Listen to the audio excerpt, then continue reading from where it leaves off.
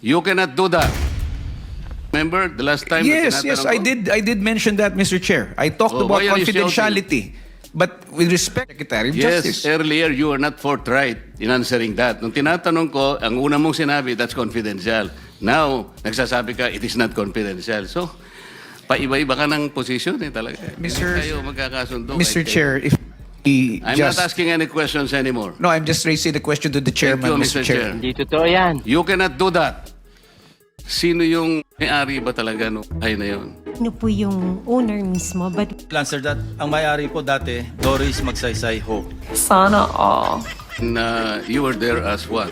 Staff ng tenant. May tenant kasi si Doris Magsaysay Ho. Ang bagong owner is Martin Romualdez. Yun ang sinasabi. Yun ang sinasabi mo kanina. Yes. At referring to Diskaya. No, let's based on documents, yung bahay,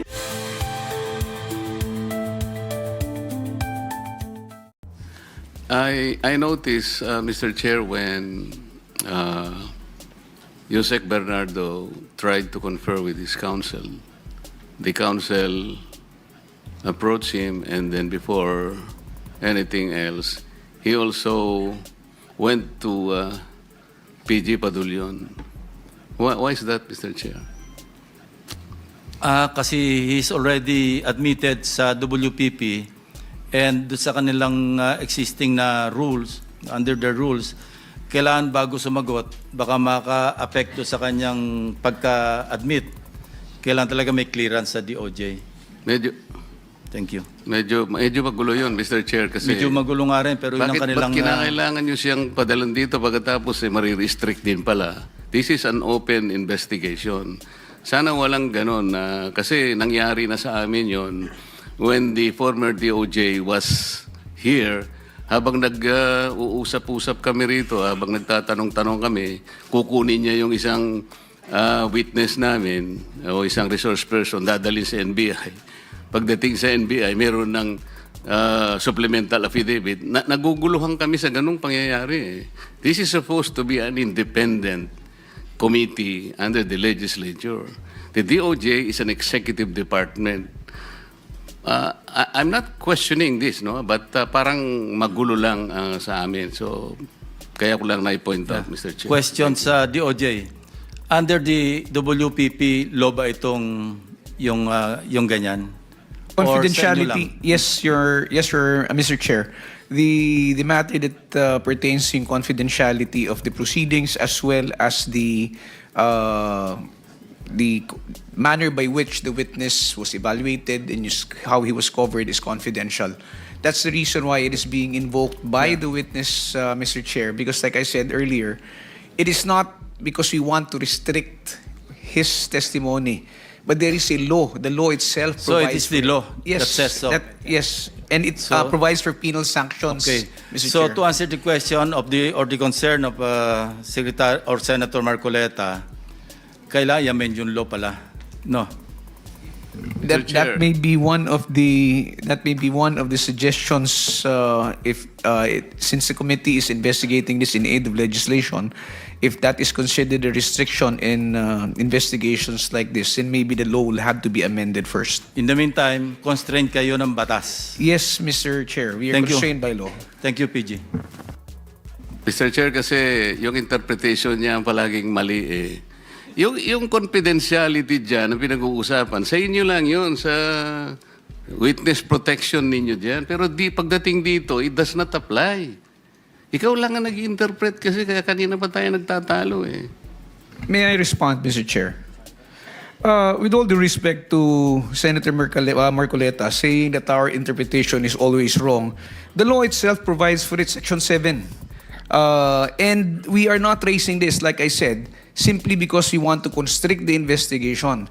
The law does not make a distinction whether the investigation is going to be done elsewhere or in the Senate or before the House of Representatives. So, we are simply citing the law and we are constrained by the law because, as I said, there are penal sanctions. So if the law does not provide any distinction, bakit nga kailangan ka pang mag-confer sa ano? Bakit kailangan ka pang puntahan? Ikaw na nagsasabi ng walang distinction eh, di ba? So, kung nandito siya, let him speak. Na hindi na dapat pupunta pati yung counsel niya. Yun lang, mali na eh. Meron siyang sariling counsel, pagkatapos pupunta pa siya sa'yo. It is an insult to his own personal counsel. Kaya magulo talaga eh.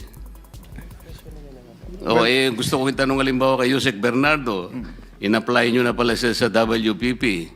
Ni-require nyo siya ng restitution, di ba? Sasabihin mo na naman, that's confidential. Kamo na naman. No, Mr. Chair, I'm not going to say that's No, confidential. earlier, you were talking about confidentiality. You remember the last time? na Yes, yes, tinatanong ko? I did mention that, Mr. Chair. I talked Oh, about why are you confidentiality.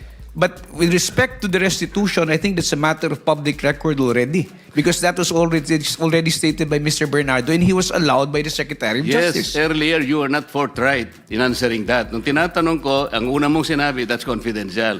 Now, nagsasabi ka, it is not confidential. So, paiba-iba ka ng position eh talaga. Mr. Hindi tayo magkakasundo. Mr. kahit Chair, if he I'm just... not asking any questions anymore. No, I'm just raising the question to the Thank chairman, you, Mr. Chair. You cannot do that. Thank you. Are we done? So, sige, let's move on.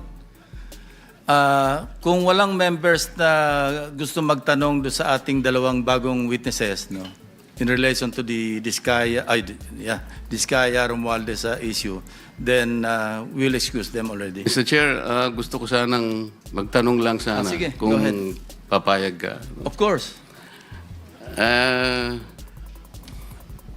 Yung tungkol dun sa Tamarid House sa South Forbes, yung binabanggit mo kanina, di ba? And then you were asking for some parang leeway in terms of a few days para i-vacate ninyo because you're not yet ready with all the things that you need to move out, di ba? Sino yung may-ari ba talaga nung bahay na yon? Your Honor, hindi po kami aware kung sino po yung owner mismo, but we are... I will answer that. Ang may-ari po dati, Doris Magsaysay Ho. And you were there as what? Staff ng tenant. May tenant kasi si Doris Magsaysay Ho na sila nakatira, sila yung staff. So nung nabenta, existing pa yata yung lease contract, so hindi sila umaalis. Pero pinipilit silang umalis nung bagong owner. And allegedly, ang bagong owner is Martin Romualdez. Yun ang sinasabi. Yun ang sinasabi mo kanina. Yes. At referring to Diskaya. No, let's based on documents, yung bahay na ibenta sa isang corporation, Golden Peasant Holdings Corporation. Incidentally, the major stockholder, also used to sit in the board of at least two corporations associated with the former speaker. Ito yung Benguet, no, Corporation. I think mining yata ito.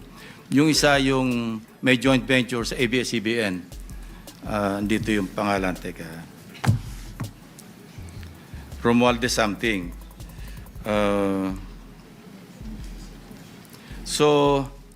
And another one, I think Mark Venture something, ano. At saka treasurer siya doon sa, yun nga, yung media company owned by Romualdez, kasi Romualdez Media something na may joint venture sa ABS-CBN. So yun ang association. So, no, we're not trying to implicate the former speaker, ano. Hindi tayo nagta-target dito. Dumating lang sa ating attention, but we cannot disregard because sabi ko nga, there were persistent reports na ang initial information nga sa pangalan ni Diskaya na or kay Diskaya na ibenta.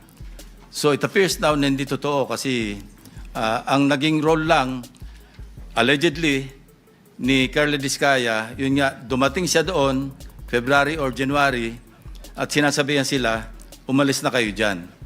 So yun lang ang pinagtataka natin. So hindi naman ito enough to implicate or to implead the former speaker. But this is something that the DOJ or the Ombudsman or the Ombudsman can follow through. No? We are only providing a lead no, for whatever it is worth. Yun lang ang purpose dito. Because if you really want to go after the so-called, sabi nyo nga, wag yung sapsap at saka mga dilis, ano? Hanapin yung malaking isda. And this is the direction that we are taking. But I repeat, hindi ito enough, itong information is not enough to implicate, not even implicate the former speaker. This is just, we may just consider this as a lead, kasi merong connection. But of course, dininay naman ni Carla Diskaya, so let's leave it at that. So with that, I would like to ask your permission to excuse the two ladies. Meron pa? Sige, okay. Thank you for the explanation, Mr. Chair. Dito sa code namin, sino si Pala, Marie? Romualdez Media Servicio Production Corporation. Oo. Sino yung sino yung Joy? So ikaw si May. May, napanood mo ba si Saldico nung siya ay nagpadala ng mga video na kung saan sinabi niya na nag-deliver siya ng 1B doon sa bahay diyan sa Tamarind Road in Forbes. Nasa rito nasa social media to. Lahat napanood to Napanood Hindi mo? ko po siya direkta na panood, pero nung sinabi po, nabanggit po sa amin regarding 30 Tamarind, we got curious. Oo. Naging curious ka. Pagkatapos, natatandaan mo ba na sinabi ni Saldico na si Speaker Martin ang nag-designate nung lugar na yon na pagdadalhan ng 1B? Nandun din sa ano yun. Di ko lang matandaan yung pagkakasabi, pero yung gist ganito niya sinabi. Napanood nyo ba yun? Wala po ako matandaan na ganong ano. Pero nabasa po namin yung report regarding sa 30 Tamarind. Yun nga. And then, Natambakan ng pera. maaring natatandaan nyo na sinabi rin ni Saldico, doon din sa ano na yun, sa paghahayag na yun, na si Yusek Jojo Cadiz ang tumanggap na yun ay drop-off lamang ng delivery sa bahay daw ng ating Pangulo daw sa Nara. Ando, siya yung nagsasabi siya nagsasalita Napanood ko yun Tinatanong ko lang kung kayo napanood nyo din yung ganong klaseng paghahayag na ginawa ni Saldico. Hindi po namin nasubaybayan yung mga hearing at saka yung news. Naging curious lang po kami nung nagkaroon na nga po ng report tungkol dun sa 30 Tamarind. Oh, okay. So hindi po namin matandaan yung news na ganun po. Okay, baka naman gusto nyo rin alisin yung takip para makita namin kung gaano kayo kaganda. Kasi alam ko, magaganda po kayo. Kung okay lang naman po, kung hindi naman, okay din po sa amin. Actually, request nila Senator Marcoleta na kung pwedeng, kaya nga Elias yung ginamit ko, binuko naman Oo yun nga yung pangalan Pero kasi yung kagandahan, hindi pwedeng ipagkait, Mr. Chair. Salamat po, Mr. Chair.